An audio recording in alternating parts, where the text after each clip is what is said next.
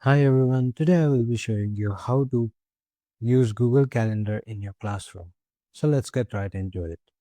First, open your preferred browser and go to Google Meet homepage.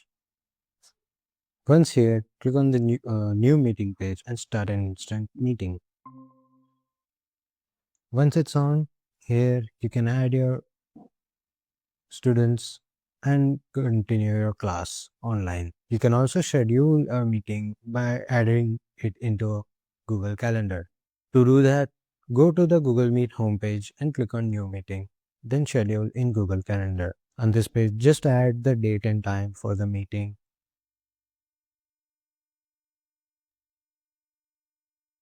and then click Save. It will be added to your calendar now.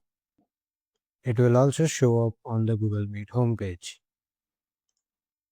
Now, in the Google Meet, you can also enable the screen share option here if it's not on by default. You can share your screen and show your class some presentations or follow up with an activity. You can also keep their mics off until they raise a hand from there by clicking on the raise hand button. Until then, they can use the chat provided in Google Meet. And that's it. That's how you use Google Meet for your classroom.